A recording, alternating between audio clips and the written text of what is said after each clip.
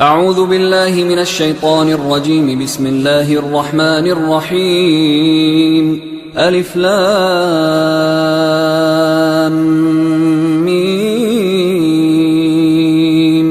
ذلك الكتاب لا ريب فيه هدى للمتقين الذين يؤمنون بالغيب ويقيمون الصلاة ومما رزقناهم ينفقون والذين يؤمنون بما أنزل إليك وما أنزل من قبلك وبالآخرة هم يوقنون أولئك على هدى من ربهم وأولئك هم المفلحون. إن الذين كفروا سواء عليهم أأنذرتهم أم لم تنذرهم لا يؤمنون ختم الله على قلوبهم وعلى سمعهم وعلى أبصارهم غشاوة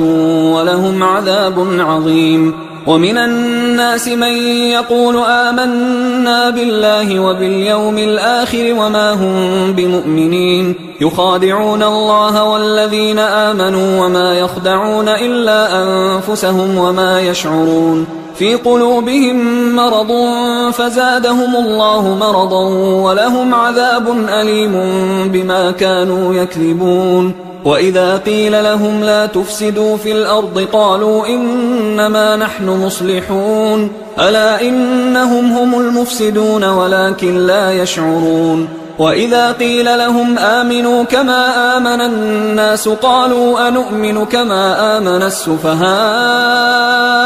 ألا إنهم هم السفهاء ولكن لا يعلمون. وإذا لقوا الذين آمنوا قالوا آمنا وإذا خلوا إلى شياطينهم قالوا إنا معكم إنما نحن مستهزئون الله يستهزئ بهم ويمدهم في طغيانهم يعمهون. أولئك الذين اشتروا الضلالة بالهدى فما ربحت تجارتهم وما كانوا مهتدين. مثلهم كمثل الذي استوقد نارا فلما أضاءت ما حوله ذهب الله بنورهم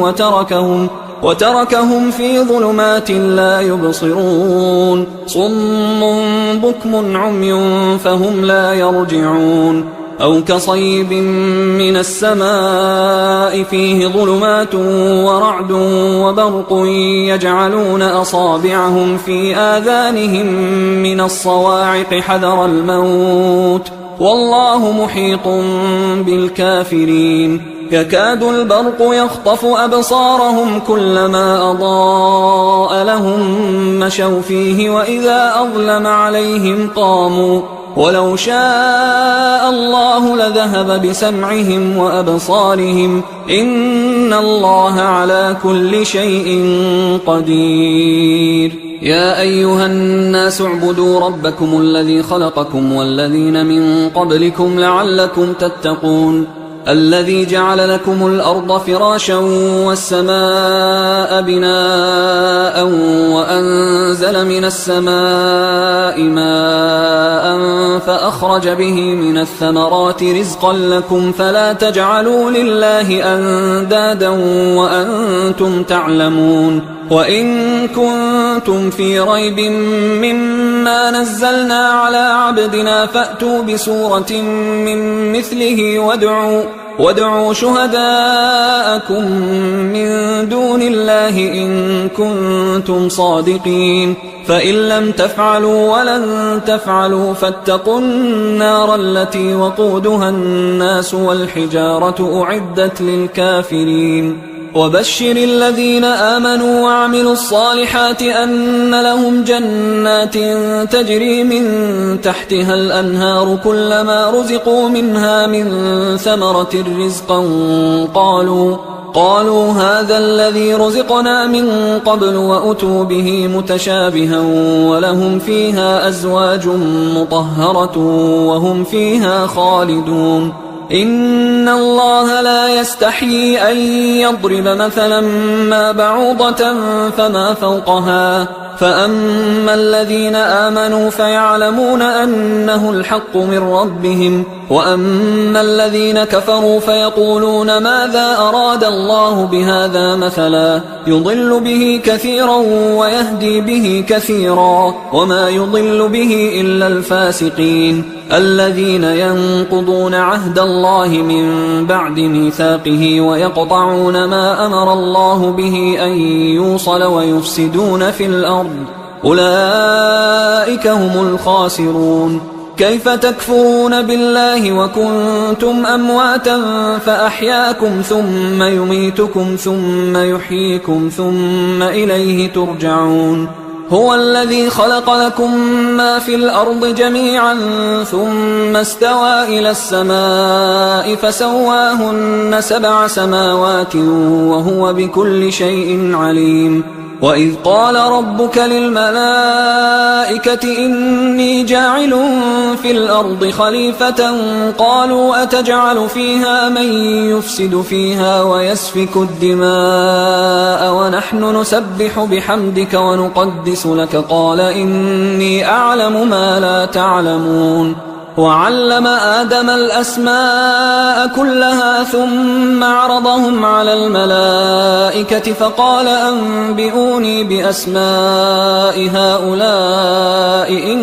كنتم صادقين. قالوا سبحانك لا علم لنا إلا ما علمتنا إنك أنت العليم الحكيم. قال يا آدم أنبئهم بأسمائهم فلما أنبأهم بأسمائهم قال ألم أقل لكم إني أعلم غيب السماوات والأرض وأعلم ما تبدون وما كنتم تكتمون. وإذ قلنا للملائكة اسجدوا لآدم فسجدوا إلا إبليس أبى واستكبر وكان من الكافرين. وقلنا يا آدم اسكن أنت وزوجك الجنة وكلا منها رغدا حيث شئتما ولا تقربا هذه الشجرة فتكونا من الظالمين. فأزلهما الشيطان عنها فأخرجهما مما كانا فيه وقلنا اهبطوا بعضكم لبعض عدو ولكم في الأرض مستقر ومتاع إلى حين. فتلقى آدم من ربه كلمات فتاب عليه إنه هو التواب الرحيم. قلنا اهبطوا منها جميعا فإما يأتينكم مني هدى فمن تبع هداي فلا خوف عليهم ولا هم يحزنون. والذين كفروا وكذبوا بآياتنا أولئك أصحاب النار هم فيها خالدون. يا بني إسرائيل اذكروا نعمتي التي أنعمت عليكم وأوفوا بعهدي أوف بعهدكم وإياي فارهبون. وآمنوا بما أنزلت مصدقا لما معكم ولا تكونوا أول كافر به ولا تشتروا بآياتي ثمنا قليلا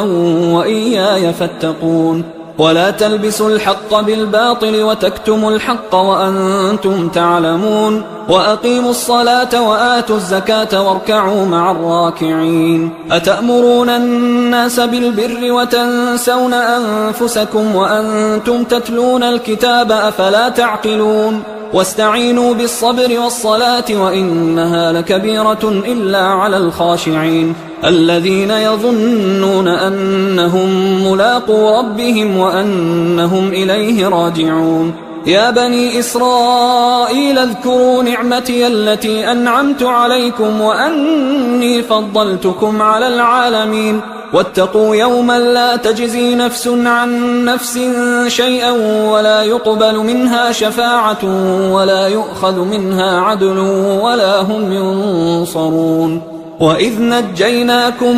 من آل فرعون يسومونكم سوء العذاب يذبحون أبناءكم ويستحيون نساءكم وفي ذلكم بلاء من ربكم عظيم. وإذ فرقنا بكم البحر فأنجيناكم وأغرقنا آل فرعون وأنتم تنظرون. وإذ واعدنا موسى 40 ليلة ثم اتخذتم العجل من بعده وأنتم ظالمون. ثم عفونا عنكم من بعد ذلك لعلكم تشكرون وإذ آتينا موسى الكتاب والفرقان لعلكم تهتدون وإذ قال موسى لقومه يا قوم إنكم ظلمتم أنفسكم باتخاذكم العجل فتوبوا إلى بارئكم فاقتلوا أنفسكم ذلكم خير لكم عند بارئكم فتاب عليكم إنه هو التواب الرحيم وإذ قلتم يا موسى لن نؤمن لك حتى نرى الله جهرة فأخذتكم الصاعقة وأنتم تنظرون ثم بعثناكم من بعد موتكم لعلكم تشكرون وظللنا عليكم الغمام وأنزلنا عليكم المن والسلوى كلوا من طيبات ما رزقناكم وما ظلمونا ولكن كانوا أنفسهم يظلمون وإذ قلنا ادخلوا هذه القرية فكلوا منها حيث شئتم رغدا وادخلوا الباب سجدا وقولوا حطة نغفر لكم خطاياكم وسنزيد المحسنين فبدل الذين ظلموا قولا غير الذي قيل لهم فأنزلنا على الذين ظلموا رجزا من السماء بما كانوا يفسقون وإذ استسقى موسى لقومه فقلنا اضرب بعصاك الحجر فانفجرت منه 12 عينا قد علم كل أناس مشربهم كلوا واشربوا من رزق الله ولا تعثوا في الأرض مفسدين وإذ قلتم يا موسى لن نصبر على طعام واحد فادع لنا ربك يخرج لنا مما تنبت الأرض من بقلها وقثائها وفومها وعدسها وبصلها قال أتستبدلون الذي هو أدنى بالذي هو خير اهبطوا مصرا فإن لكم ما سألتم وضربت عليهم الذلة والمسكنة وباءوا بغضب من الله ذلك بأنهم كانوا يكفرون بآيات الله ويقتلون النبيين بغير الحق ذلك بما عصوا وكانوا يعتدون إن الذين آمنوا والذين هادوا والنصارى والصابئين من آمن بالله واليوم الآخر وعمل صالحا فلهم أجرهم عند ربهم ولا خوف عليهم ولا هم يحزنون وإذ أخذنا ميثاقكم ورفعنا فوقكم الطور خذوا ما آتيناكم بقوة واذكروا ما فيه لعلكم تتقون ثم توليتم من بعد ذلك فلولا فضل الله عليكم ورحمته لكنتم من الخاسرين ولقد علمتم الذين اعتدوا منكم في السبت فقلنا لهم كونوا قردة خاسئين فجعلناها نكالا لما بين يديها وما خلفها وموعظة للمتقين وإذ قال موسى لقومه إن الله يأمركم أن تذبحوا بقرة قالوا أتتخذنا هزوا قال أعوذ بالله أن أكون من الجاهلين قالوا ادع لنا ربك يبين لنا ما هي قال إنه يقول إنها بقرة لا فارض ولا بكر عوان بين ذلك فافعلوا ما تؤمرون قالوا ادع لنا ربك يبين لنا ما لونها قال إنه يقول إنها بقرة صفراء فاقع لونها تسر الناظرين قالوا ادع لنا ربك يبين لنا ما هي إن البقرة شابه علينا وإنا إن شاء الله لمهتدون قال إنه يقول إنها بقرة لا ذلول تثير الأرض ولا تسقي الحرث مسلمة لا شية فيها قالوا الآن جئت بالحق فذبحوها وما كادوا يفعلون وإذ قتلتم نفسا فادارأتم فيها والله مخرج ما كنتم تكتمون فقلنا اضربوه ببعضها كذلك يحيي الله الموتى ويريكم آياته لعلكم تعقلون ثم قست قلوبكم من بعد ذلك فهي كالحجارة أو أشد قسوة وإن من الحجارة لما يتفجر منه الأنهار وإن منها لما يشقق فيخرج منه الماء وإن منها لما يهبط من خشية الله وما الله بغافل عما تعملون أفتطمعون أن يؤمنوا لكم وقد كان فريق منهم يسمعون كلام الله ثم يحرفونه من بعد ما عقلوه وهم يعلمون وإذا لقوا الذين آمنوا قالوا آمنا وإذا خلا بعضهم إلى بعض قالوا أتحدثونهم بما فتح الله عليكم ليحاجوكم به عند ربكم أفلا تعقلون أولا يعلمون أن الله يعلم ما يسرون وما يعلنون ومنهم أميون لا يعلمون الكتاب إلا أماني وإنهم إلا يظنون فويل للذين يكتبون الكتاب بأيديهم ثم يقولون هذا من عند الله ليشتروا به ثمنا قليلا فويل لهم مما كتبت أيديهم وويل لهم مما يكسبون وقالوا لن تمسنا النار إلا أياما معدودة قل أتخذتم عند الله عهدا فلن يخلف الله عهده أم تقولون على الله ما لا تعلمون بلى من كسب سيئة وأحاطت به خطيئته فأولئك أصحاب النار هم فيها خالدون والذين آمنوا وعملوا الصالحات أولئك أصحاب الجنة هم فيها خالدون وإذ أخذنا ميثاق بني إسرائيل لا تعبدون إلا الله وبالوالدين إحسانا وذي القربى واليتامى والمساكين وقولوا للناس حسنا وأقيموا الصلاة وآتوا الزكاة ثم توليتم إلا قليلا منكم وأنتم معرضون وإذ أخذنا ميثاقكم لا تسفكون دماءكم ولا تخرجون أنفسكم من دياركم ثم أقررتم وأنتم تشهدون ثم أنتم هؤلاء تقتلون أنفسكم وتخرجون فريقا منكم من ديارهم تظاهرون عليهم بالإثم والعدوان وإن يأتوكم أسارى تفادوهم وهو محرم عليكم إخراجهم أفتؤمنون ببعض الكتاب وتكفرون ببعض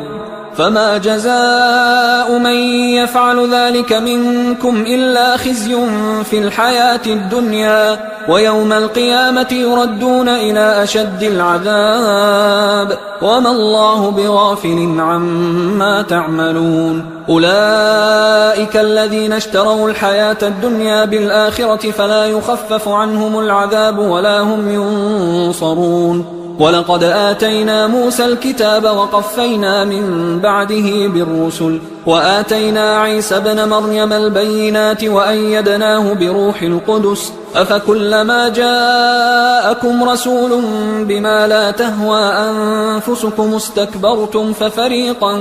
كذبتم وفريقا تقتلون وقالوا قلوبنا غلف بل لعنهم الله بكفرهم فقليلا ما يؤمنون ولما جاءهم كتاب من عند الله مصدق لما معهم وكانوا من قبل يستفتحون على الذين كفروا فلما جاءهم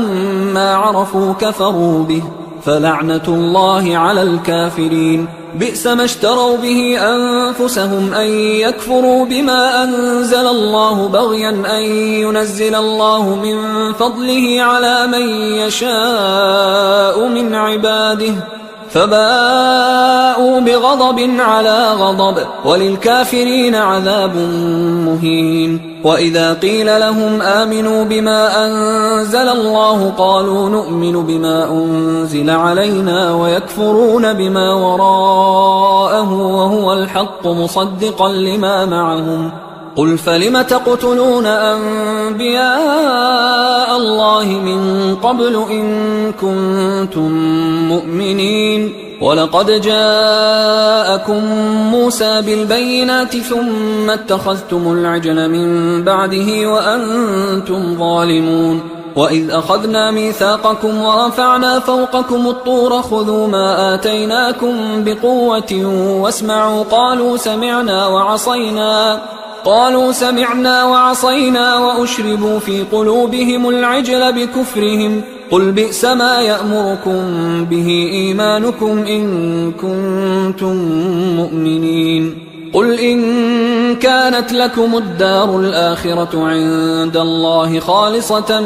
من دون الناس فتمنوا الموت إن كنتم صادقين ولن يتمنوه أبدا بما قدمت أيديهم والله عليم بالظالمين ولتجدنهم أحرص الناس على حياة ومن الذين أشركوا يود أحدهم لو يعمر 1000 سنة وما هو بمزحزحه من العذاب أن يعمر والله بصير بما يعملون قل من كان عدوا لجبريل فإنه نزله على قلبك بإذن الله مصدقا لما بين يديه وهدى وبشرى للمؤمنين من كان عدوا لله وملائكته ورسله وجبريل وميكال فإن الله عدو للكافرين ولقد أنزلنا إليك آيات بينات وما يكفر بها إلا الفاسقون أوكلما عاهدوا عهدا نبذه فريق منهم بل أكثرهم لا يؤمنون ولما جاءهم رسول من عند الله مصدق لما معهم نبذ فريق من الذين أوتوا الكتاب كتاب الله وراء ظهورهم كأنهم لا يعلمون واتبعوا ما تتلو الشياطين على ملك سليمان وما كفر سليمان ولكن الشياطين كفروا يعلمون الناس السحر وما أنزل على الملكين ببابل هاروت وماروت وما يعلمان من أحد حتى يقولا إنما نحن فتنة فلا تكفر فيتعلمون منهما ما يفرقون به بين المرء وزوجه وما هم بضارين به من أحد إلا بإذن الله ويتعلمون ما يضرهم ولا ينفعهم ولقد علموا لمن اشتراه ما له في الآخرة من خلاق ولبئس ما شروا به أنفسهم لو كانوا يعلمون ولو أنهم آمنوا واتقوا لمثوبة من عند الله خير لو كانوا يعلمون يا أيها الذين آمنوا لا تقولوا راعنا وقولوا انظرنا واسمعوا وللكافرين عذاب أليم ما يود الذين كفروا من أهل الكتاب ولا المشركين أن ينزل عليكم من خير من ربكم والله يختص برحمته من يشاء والله ذو الفضل العظيم ما ننسخ من آية أو ننسها نأت بخير منها أو مثلها ألم تعلم أن الله على كل شيء قدير ألم تعلم أن الله له ملك السماوات والأرض وما لكم من دون الله من ولي ولا نصير أم تريدون أن تسألوا رسولكم كما سئل موسى من قبل ومن يتبدل الكفر بالإيمان فقد ضل سواء السبيل ود كثير من أهل الكتاب لو يردونكم من بعد إيمانكم كفارا حسدا من عند أنفسهم من بعد ما تبين لهم الحق فاعفوا واصفحوا حتى يأتي الله بأمره إن الله على كل شيء قدير وأقيموا الصلاة وآتوا الزكاة وما تقدموا لأنفسكم من خير تجدوه عند الله إن الله بما تعملون بصير. وقالوا لن يدخل الجنة إلا من كان هودا أو نصارى تلك أمانيهم قل هاتوا برهانكم إن كنتم صادقين بلى من أسلم وجهه لله وهو محسن فله أجره عند ربه ولا خوف عليهم ولا هم يحزنون. وقالت اليهود ليست النصارى على شيء وقالت النصارى ليست اليهود على شيء وهم يتلون الكتاب كذلك قال الذين لا يعلمون مثل قولهم فالله يحكم بينهم يوم القيامة فيما كانوا فيه يختلفون. ومن أظلم ممن منع مساجد الله أن يذكر فيها اسمه وسعى في خرابها أولئك ما كان لهم أن يدخلوها إلا خائفين لهم في الدنيا خزي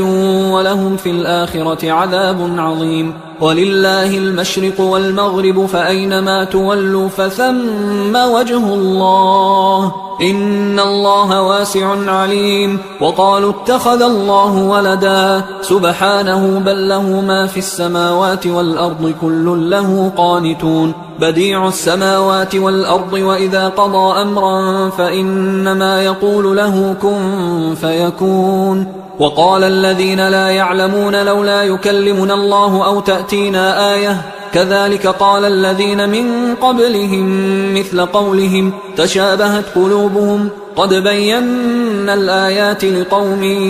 يوقنون. إنا أرسلناك بالحق بشيرا ونذيرا ولا تسأل عن أصحاب الجحيم. ولن ترضى عنك اليهود ولا النصارى حتى تتبع ملتهم قل إن هدى الله هو الهدى ولئن اتبعت أهواءهم بعد الذي جاءك من العلم ما لك من الله من ولي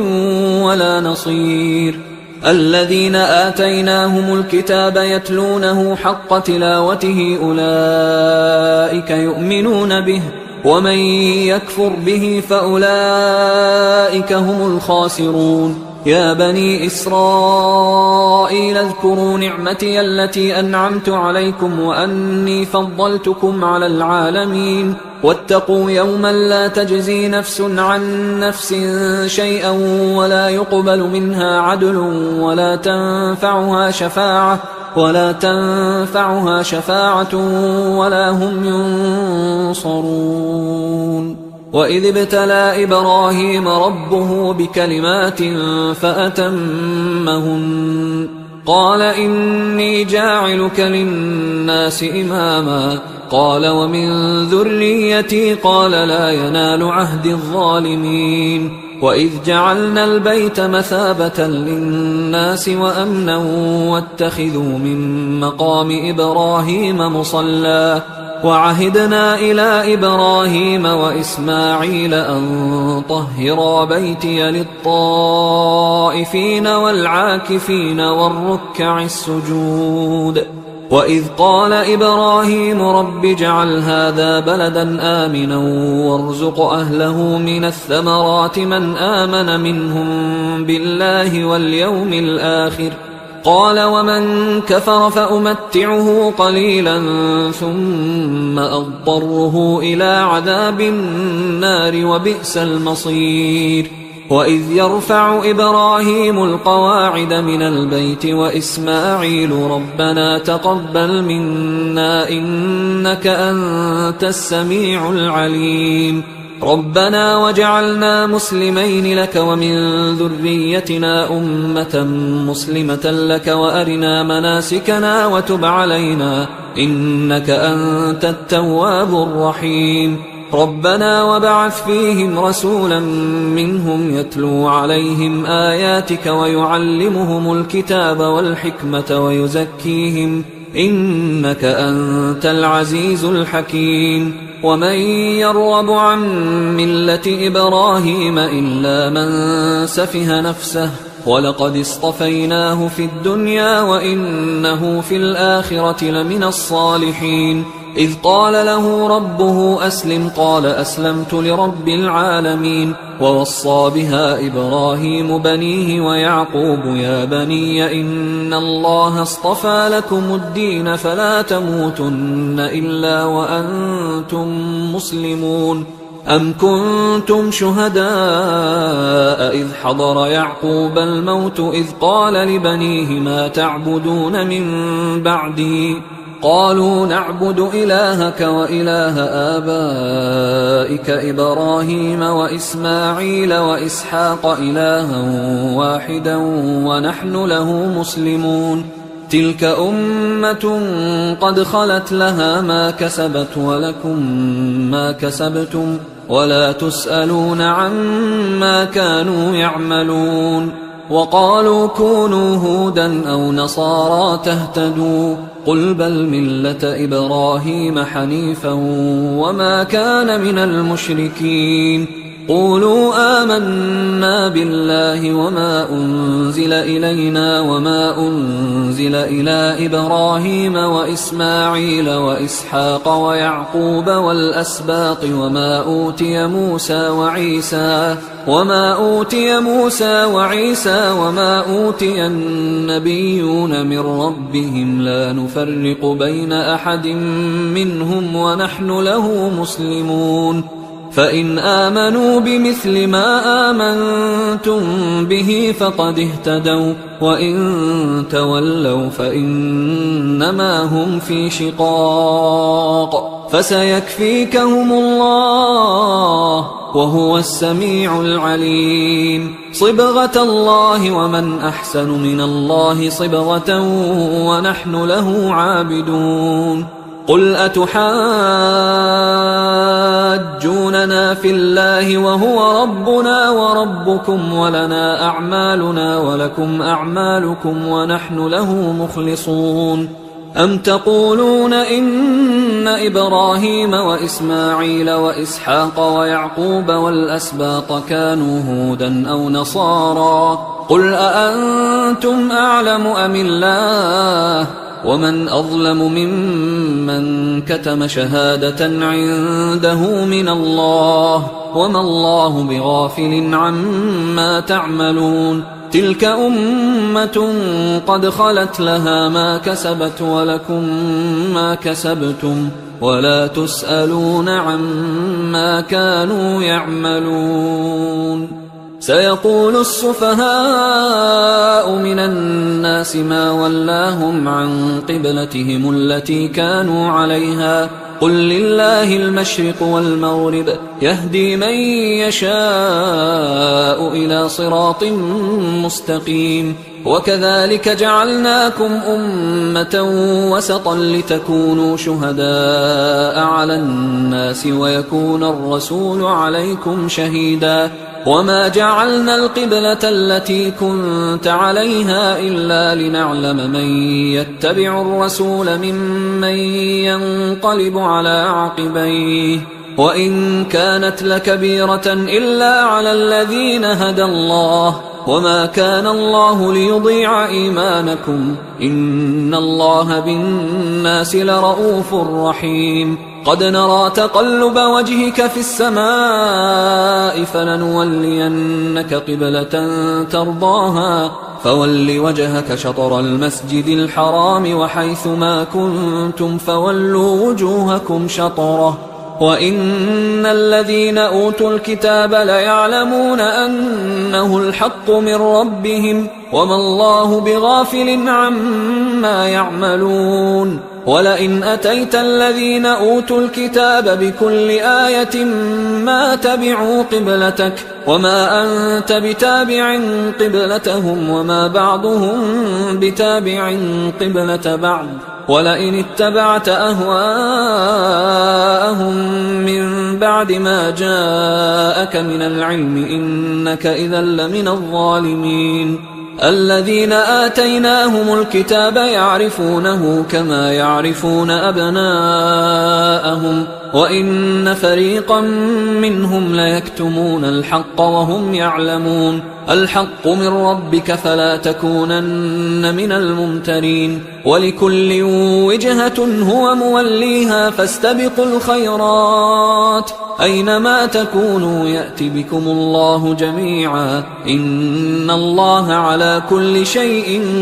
قدير ومن حيث خرجت فول وجهك شطر المسجد الحرام وإنه للحق من ربك وما الله بغافل عما تعملون ومن حيث خرجت فول وجهك شطر المسجد الحرام وحيث ما كنتم فولوا وجوهكم شطره لئلا يكون للناس عليكم حجة إلا الذين ظلموا منهم فلا تخشوهم واخشوني ولأتم نعمتي عليكم ولعلكم تهتدون كما أرسلنا فيكم رسولا منكم يتلو عليكم آياتنا ويزكيكم ويعلمكم الكتاب والحكمة ويعلمكم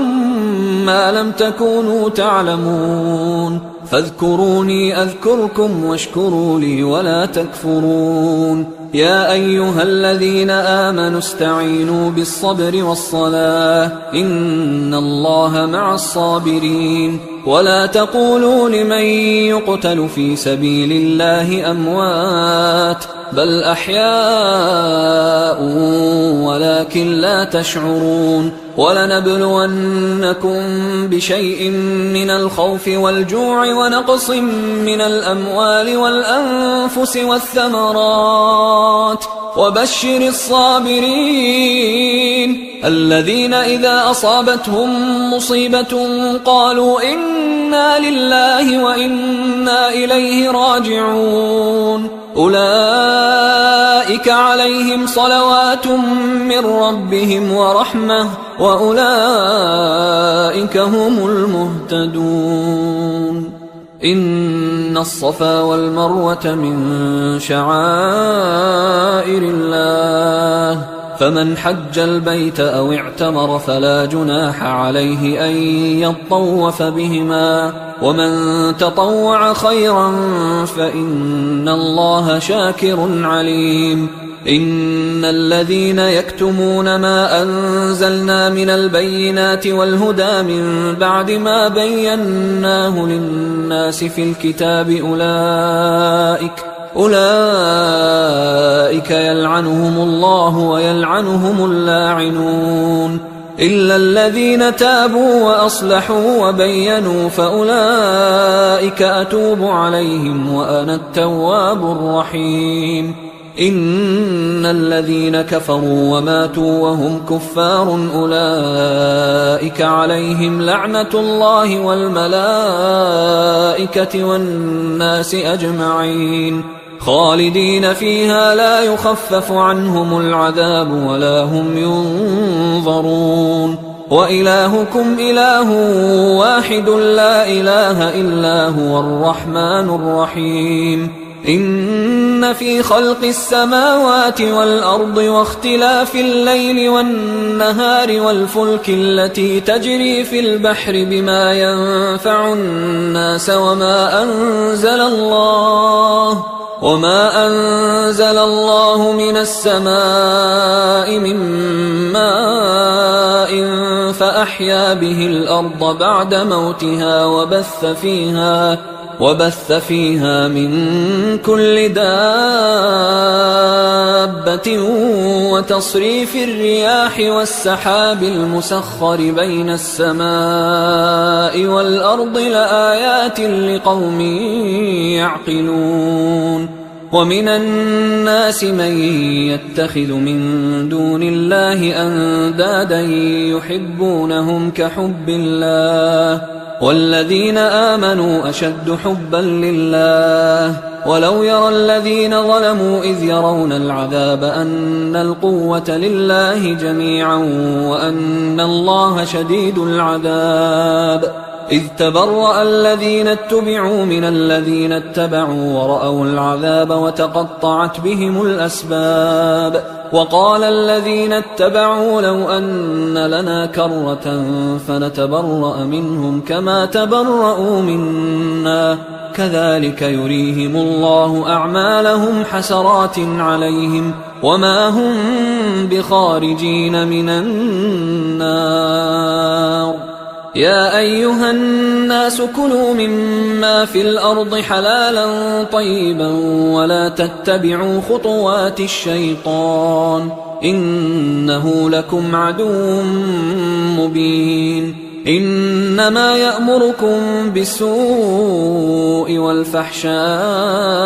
وأن تقولوا على الله ما لا تعلمون وإذا قيل لهم اتبعوا ما أنزل الله قالوا بل نتبع ما ألفينا عليه آباءنا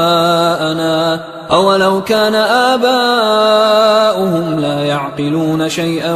ولا يهتدون ومثل الذين كفروا كمثل الذي ينعق بما لا يسمع إلا دعاء ونداء صم بكم عمي فهم لا يعقلون يا أيها الذين آمنوا كلوا من طيبات ما رزقناكم واشكروا لله إن كنتم إياه تعبدون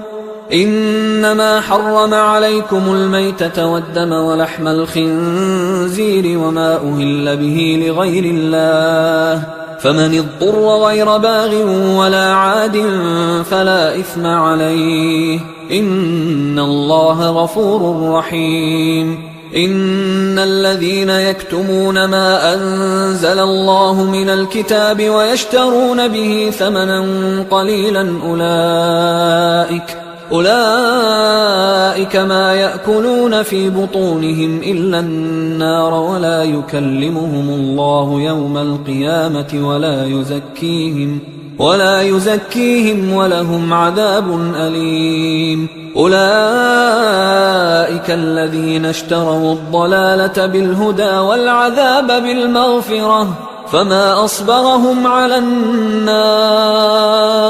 ذلك بأن الله نزل الكتاب بالحق وإن الذين اختلفوا في الكتاب لفي شقاق بعيد ليس البر أن تولوا وجوهكم قبل المشرق والمغرب ولكن البر من آمن بالله واليوم الآخر والملائكة والكتاب والنبيين وآتى المال على حبه ذوي القربى واليتامى والمساكين وابن السبيل والسائلين وفي الرقاب وأقام الصلاة وآتى الزكاة والموفون بعهدهم إذا عاهدوا والصابرين في البأساء والضراء وحين البأس أولئك الذين صدقوا وأولئك هم المتقون يا أيها الذين آمنوا كتب عليكم القصاص في القتلى الحر بالحر والعبد بالعبد والأنثى بالأنثى فمن عفي له من أخيه شيء فاتباع بالمعروف وأداء إليه بإحسان ذلك تخفيف من ربكم ورحمة فمن اعتدى بعد ذلك فله عذاب أليم ولكم في القصاص حياة يا أولي الألباب لعلكم تتقون كتب عليكم إذا حضر أحدكم الموت إن ترك خيرا الوصية للوالدين والأقربين بالمعروف حقا على المتقين فمن بدله بعدما سمعه فإنما إثمه على الذين يبدلونه إن الله سميع عليم فمن خاف من موص جنفا أو إثما فأصلح بينهم فلا إثم عليه إن الله غفور رحيم.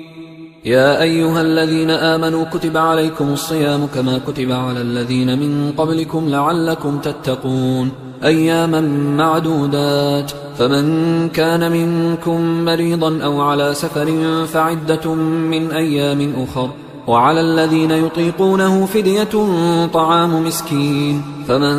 تطوع خيرا فهو خير له، وأن تصوموا خير لكم إن كنتم تعلمون. شهر رمضان الذي أنزل فيه القرآن هدى للناس وبينات من الهدى والفرقان، فمن شهد منكم الشهر فليصمه، ومن كان مريضا أو على سفر فعدة من أيام أخر، يريد الله بكم اليسر ولا يريد بكم العسر ولتكملوا العدة ولتكبروا الله على ما هداكم ولعلكم تشكرون. وإذا سألك عبادي عني فإني قريب أجيب دعوة الداعي إذا دعان، فليستجيبوا لي وليؤمنوا بي لعلهم يرشدون. أحل لكم ليلة الصيام الرفث إلى نسائكم هن لباس لكم وأنتم لباس لهن، علم الله أنكم كنتم تختانون أنفسكم فتاب عليكم وعفى عنكم، فالآن باشروهن وابتغوا ما كتب الله لكم، وكلوا واشربوا حتى يتبين لكم الخيط الأبيض من الخيط الأسود من الفجر، ثم أتموا الصيام إلى الليل، ولا تباشروهن وأنتم عاكفون في المساجد، تلك حدود الله فلا تقربوها، كذلك يبين الله آياته للناس لعلهم يتقون. ولا تأكلوا أموالكم بينكم بالباطل وتدلوا بها إلى الحكام لتأكلوا فريقا من أموال الناس بالإثم وأنتم تعلمون. يسألونك عن الأهلة قل هي مواقيت للناس والحج، وليس البر بأن تأتوا البيوت من ظهورها ولكن البر من اتقى، وأتوا البيوت من أبوابها واتقوا الله لعلكم تفلحون. وقاتلوا في سبيل الله الذين يقاتلونكم ولا تعتدوا إن الله لا يحب المعتدين. وقتلوهم حيث ثقفتموهم وأخرجوهم من حيث أخرجوكم والفتنة أشد من القتل، ولا تقاتلوهم عند المسجد الحرام حتى يقاتلوكم فيه، فإن قاتلوكم فاقتلوهم، كذلك جزاء الكافرين، فإن انتهوا فإن الله غفور رحيم. وقاتلوهم حتى لا تكون فتنة ويكون الدين لله، فإن انتهوا فلا عدوان إلا على الظالمين. الشهر الحرام بالشهر الحرام والحرمات قصاص، فمن اعتدى عليكم فاعتدوا عليه بمثل ما اعتدى عليكم، واتقوا الله واعلموا أن الله مع المتقين. وأنفقوا في سبيل الله ولا تلقوا بأيديكم إلى التهلكة وأحسنوا إن الله يحب المحسنين. وأتموا الحج والعمرة لله، فإن أحصرتم فما استيسر من الهدي، ولا تحلقوا رؤوسكم حتى يبلغ الهدي محله، فمن كان منكم مريضا أو به أذى من رأسه ففدية من صيام أو صدقة أو نسك، فإذا أمنتم فمن تمتع بالعمرة إلى الحج فما استيسر من الهدي، فمن لم يجد فصيام 3 أيام في الحج و7 إذا رجعتم، تلك 10 كاملة، ذلك لمن لم يكن أهله حاضر المسجد الحرام. واتقوا الله واعلموا أن الله شديد العقاب. الحج أشهر معلومات، فمن فرض فيهن الحج فلا رفث ولا فسوق ولا جدال في الحج وما تفعلوا من خير يعلمه الله وتزودوا فإن خير الزاد التقوى واتقون يا أولي الألباب ليس عليكم جناح أن تبتغوا فضلا من ربكم فإذا أفضتم من عرفات فاذكروا الله عند المشعر الحرام واذكروه كما هداكم وإن كنتم من قبله لمن الضالين ثم أفيضوا من حيث أفاض الناس واستغفروا الله إن الله غفور رحيم فإذا قضيتم مناسككم فاذكروا الله كذكركم آباءكم أو أشد ذكرا فمن الناس من يقول ربنا آتنا في الدنيا وما له في الآخرة من خلاق ومنهم من يقول ربنا آتنا في الدنيا حسنة وفي الآخرة حسنة وقنا عذاب النار أولئك لهم نصيب مما كسبوا والله سريع الحساب واذكروا الله في أيام معدودات فمن تعجل في يومين فلا إثم عليه ومن تأخر فلا إثم عليه لمن اتقى واتقوا الله واعلموا أنكم إليه تحشرون ومن الناس من يعجبك قوله في الحياة الدنيا ويشهد الله على ما في قلبه وهو ألد الخصام وإذا تولى سعى في الأرض ليفسد فيها ويهلك الحرث والنسل والله لا يحب الفساد وإذا قيل له اتق الله أخذته العزة بالإثم فحسبه جهنم ولبئس المهاد ومن الناس من يشري نفسه ابتغاء مرضات الله والله رؤوف بالعباد يا أيها الذين آمنوا ادخلوا في السلم كافة ولا تتبعوا خطوات الشيطان إنه لكم عدو مبين فإن زللتم من بعد ما جاءتكم البينات فاعلموا أن الله عزيز حكيم هل ينظرون إلا أن يأتيهم الله في ظلل من الغمام والملائكة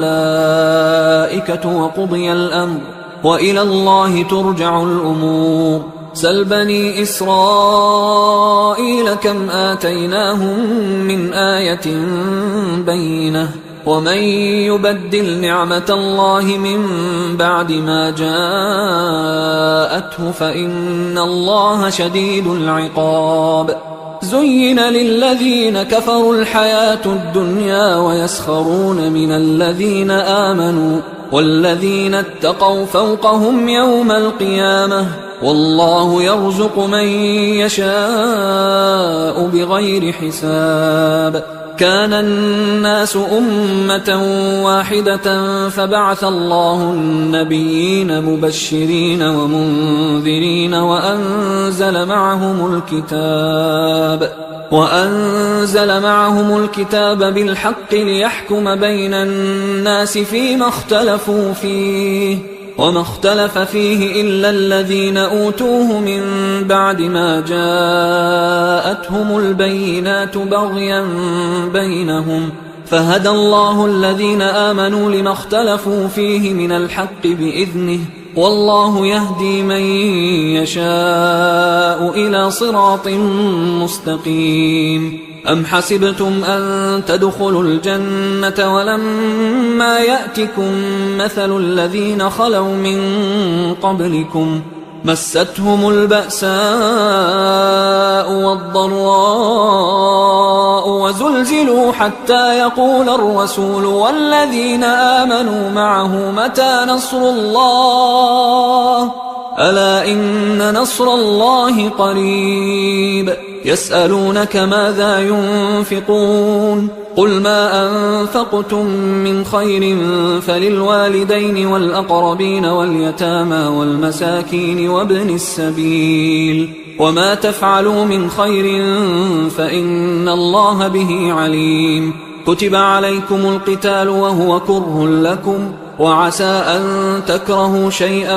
وهو خير لكم وعسى أن تحبوا شيئا وهو شر لكم والله يعلم وأنتم لا تعلمون يسألونك عن الشهر الحرام قتال فيه قل قتال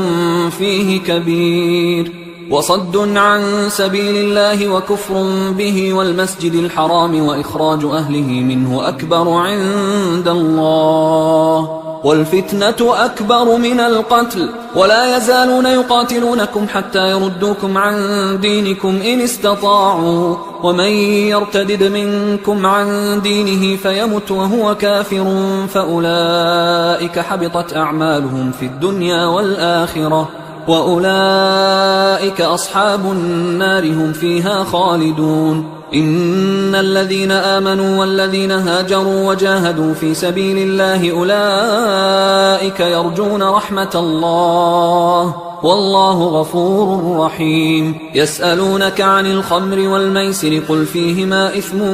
كبير ومنافع للناس وإثمهما أكبر من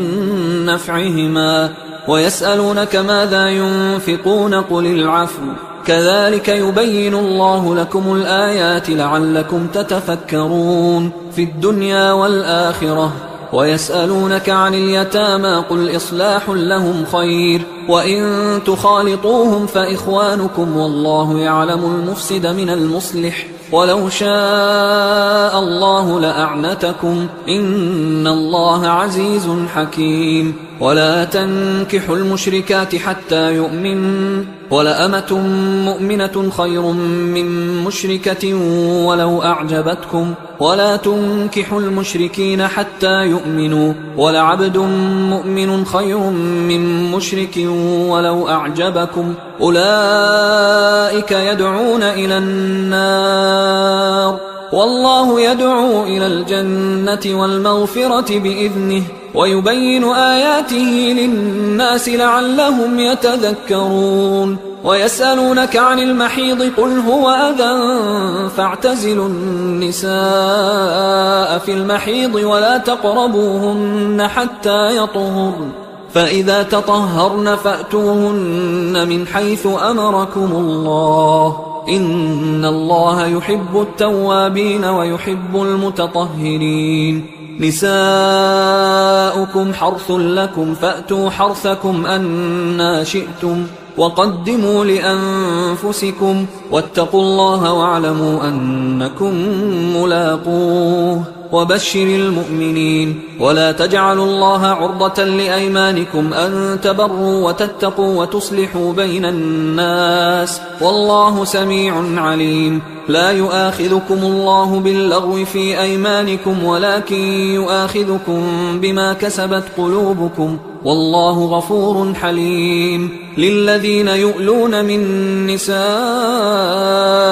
تربص 4 أشهر فإن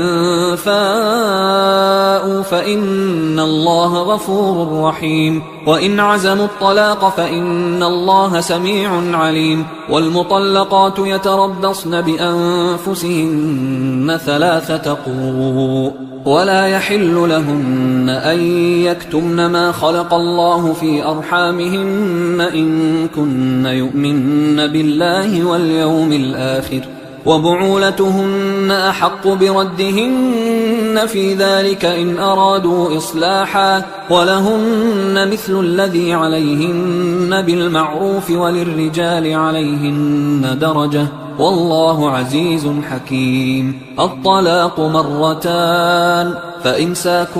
بمعروف أو تسريح بإحسان ولا يحل لكم أن تأخذوا مما آتيتموهن شيئا إلا أن يخافا ألا يقيما حدود الله فإن خفتم ألا يقيما حدود الله فلا جناح عليهما فيما افتدت به، تلك حدود الله فلا تعتدوها، ومن يتعد حدود الله فأولئك هم الظالمون. فإن طلقها فلا تحل له من بعد حتى تنكح زوجا غيره، فإن طلقها فلا جناح عليهما أن يتراجعا إن ظنا أن يقيما حدود الله، وتلك حدود الله يبينها لقوم يعلمون. وإذا طلقتم النساء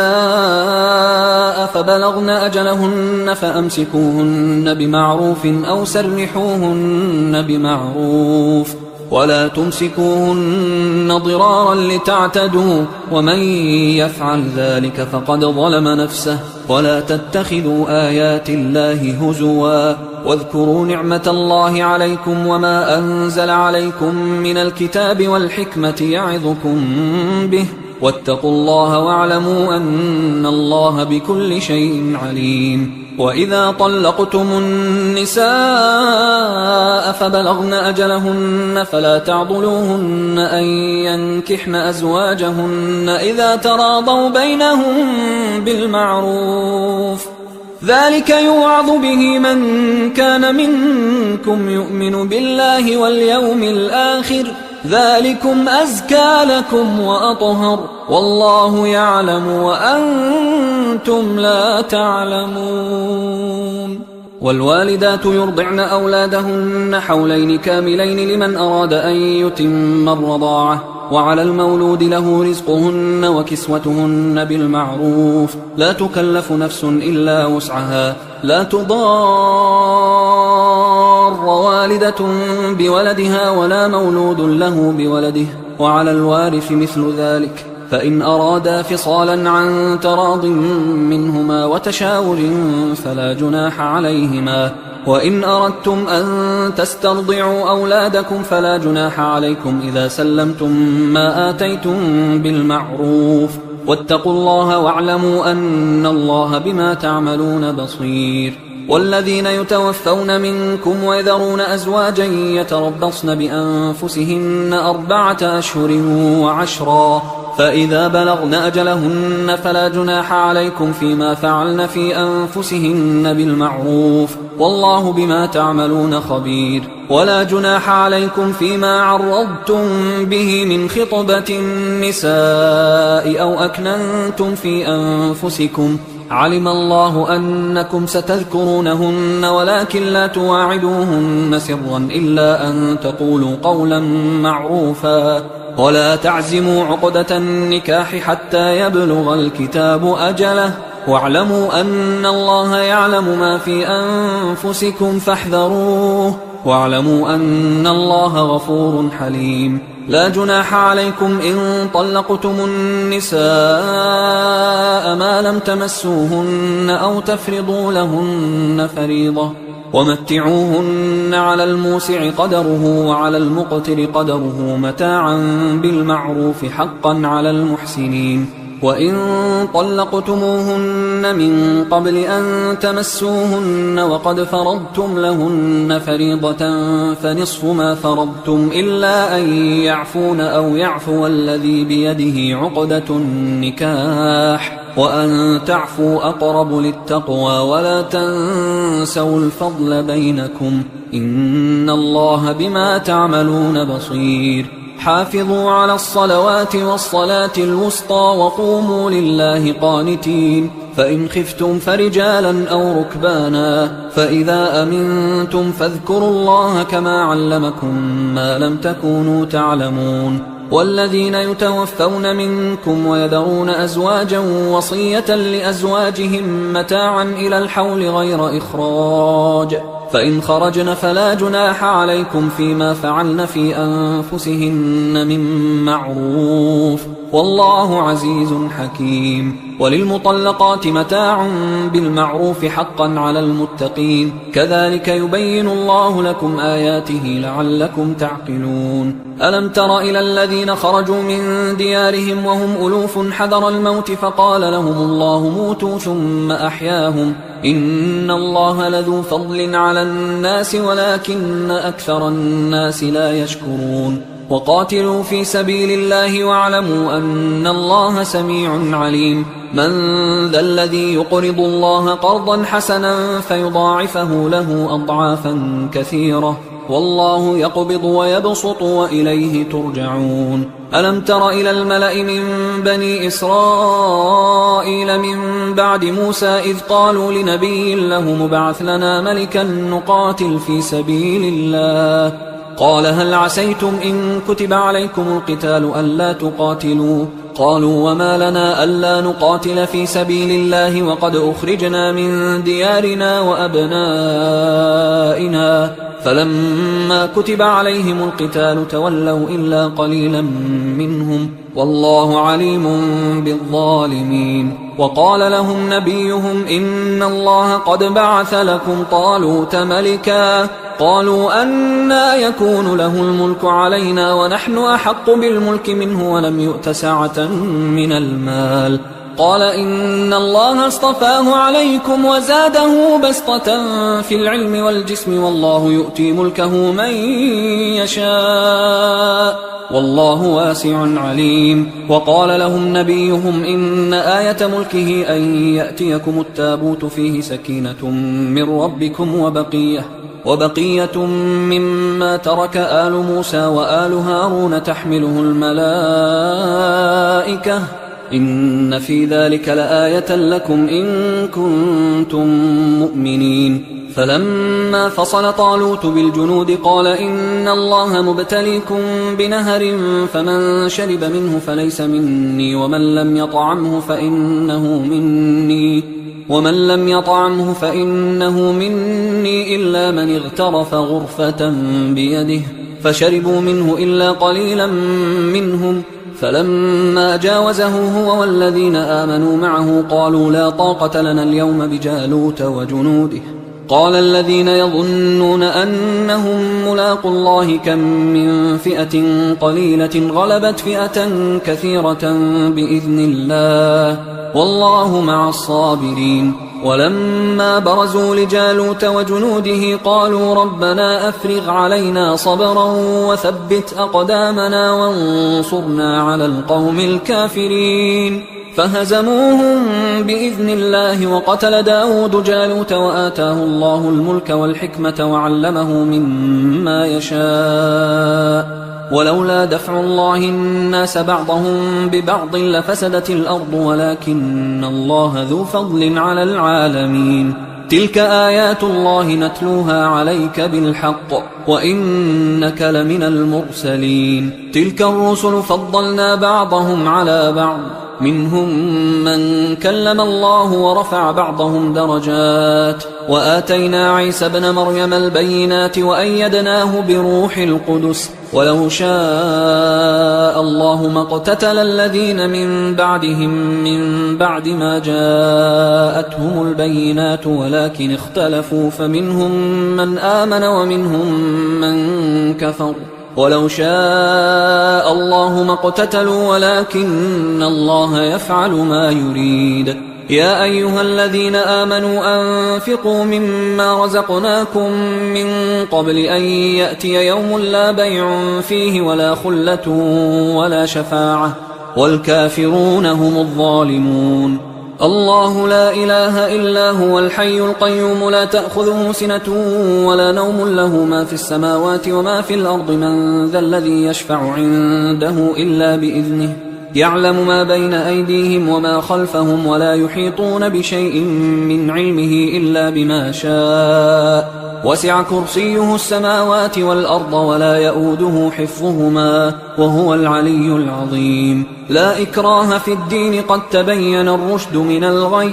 فمن يكفر بالطاغوت ويؤمن بالله فقد استمسك بالعروة الوثقى لا انفصام لها والله سميع عليم الله ولي الذين آمنوا يخرجهم من الظلمات إلى النور والذين كفروا أولياؤهم الطاغوت يخرجونهم من النور إلى الظلمات أولئك أصحاب النار هم فيها خالدون. ألم تر إلى الذي حاج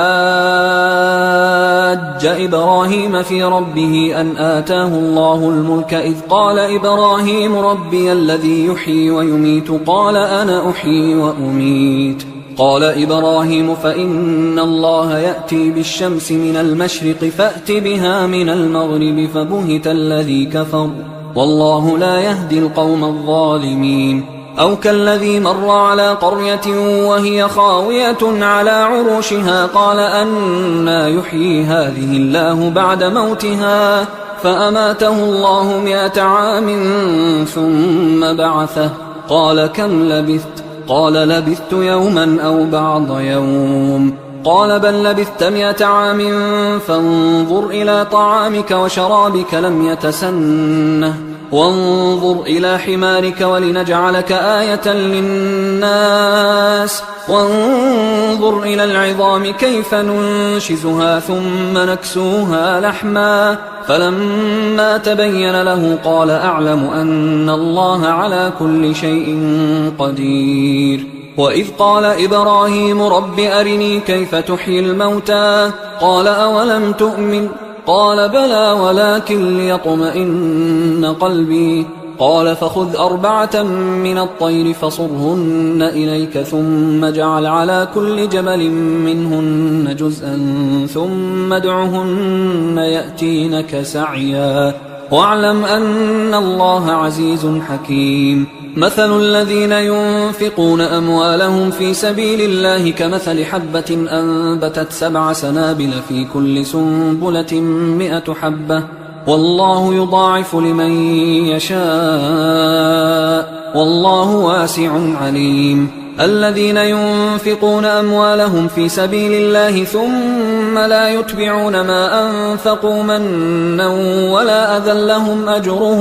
لهم أجرهم عند ربهم ولا خوف عليهم ولا هم يحزنون. قول معروف ومغفرة خير من صدقة يتبعها أذى والله غني حليم. يا أيها الذين آمنوا لا تبطلوا صدقاتكم بالمن والأذى كالذي ينفق ماله رئاء الناس ولا يؤمن بالله واليوم الآخر فمثله كمثل صفوان عليه تراب فأصابه وابل فتركه صلدا لا يقدرون على شيء مما كسبوا والله لا يهدي القوم الكافرين. ومثل الذين ينفقون أموالهم ابتغاء مرضات الله وتثبيتا من أنفسهم كمثل جنة بربوة أصابها وابل فآتت أكلها ضعفين فإن لم يصبها وابل فطل والله بما تعملون بصير. أيود أحدكم أن تكون له جنة من نخيل وأعناب تجري من تحتها الأنهار له فيها من كل الثمرات وأصابه الكبر وله ذرية ضعفاء فأصابها إعصار فيه نار فاحترقت كذلك يبين الله لكم الآيات لعلكم تتفكرون. يا أيها الذين آمنوا أنفقوا من طيبات ما كسبتم ومما أخرجنا لكم من الأرض ولا تيمموا الخبيث منه تنفقون ولستم بآخذيه إلا أن تغمضوا فيه واعلموا أن الله غني حميد. الشيطان يعدكم الفقر ويأمركم بالفحشاء والله يعدكم مغفرة منه وفضلا والله واسع عليم. يؤتي الحكمة من يشاء ومن يؤت الحكمة فقد أوتي خيرا كثيرا وما يذكر إلا أولو الألباب. وما أنفقتم من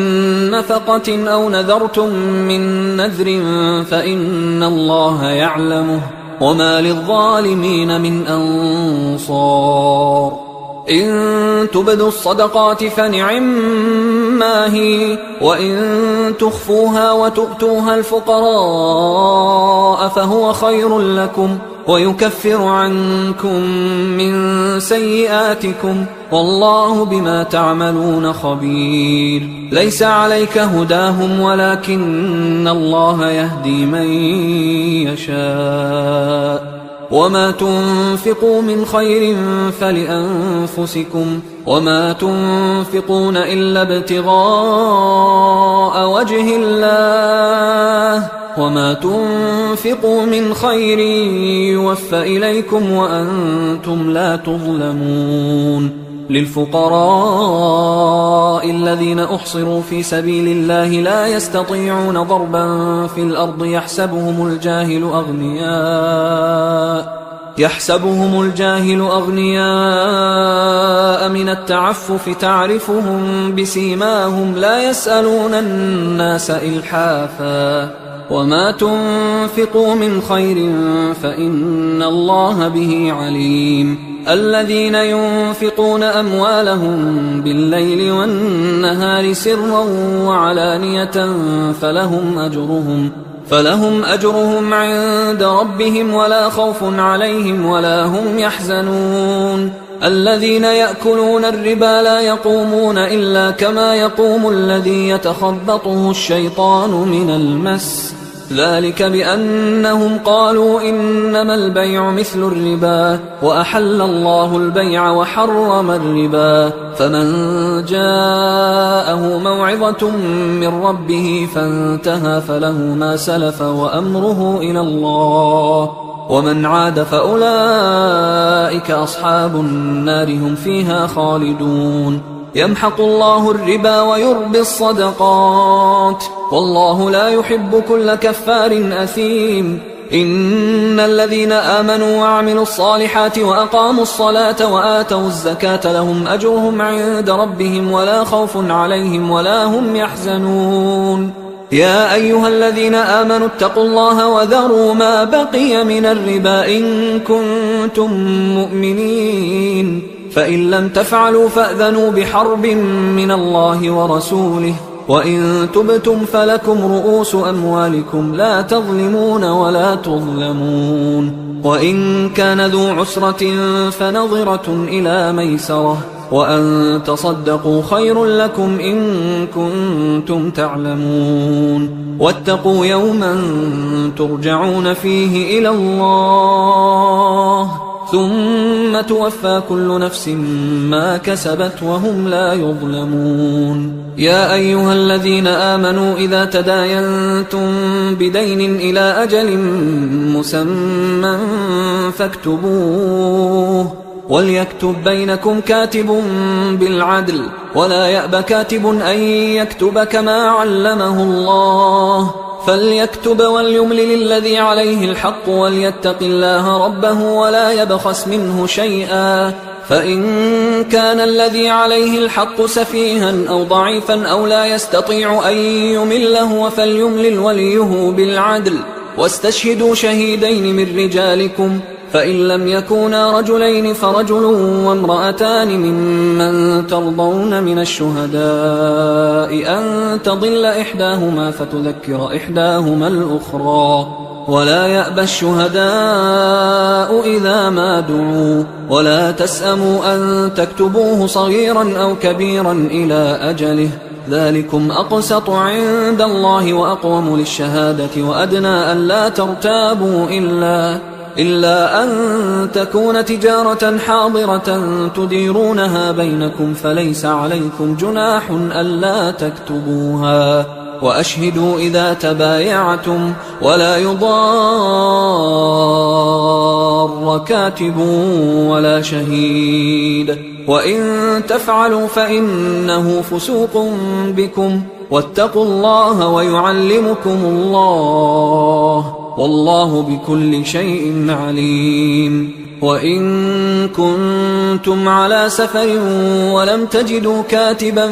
فرهان مقبوضة، فإن أمن بعضكم بعضا فليؤدي الذي اؤتمن أمانته وليتق الله ربه ولا تكتموا الشهادة، ومن يكتمها فإنه آثم قلبه والله بما تعملون عليم. لله ما في السماوات وما في الأرض، وإن تبدوا ما في أنفسكم أو تخفوه يحاسبكم به الله فيغفر لمن يشاء ويعذب من يشاء والله على كل شيء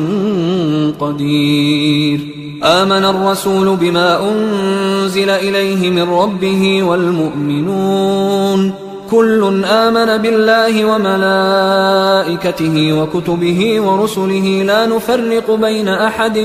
من رسله وقالوا سمعنا وأطعنا غفرانك ربنا وإليك المصير. لا يكلف الله نفسا إلا وسعها، لها ما كسبت وعليها ما اكتسبت. ربنا لا تؤاخذنا إن نسينا أو أخطأنا، ربنا ولا تحمل علينا إصرا كما حملته على الذين من قبلنا، ربنا ولا تحملنا ما لا طاقة لنا به واعف عنا واغفر لنا وارحمنا أنت مولانا فانصرنا على القوم الكافرين. حصريا على قارئ القرآن.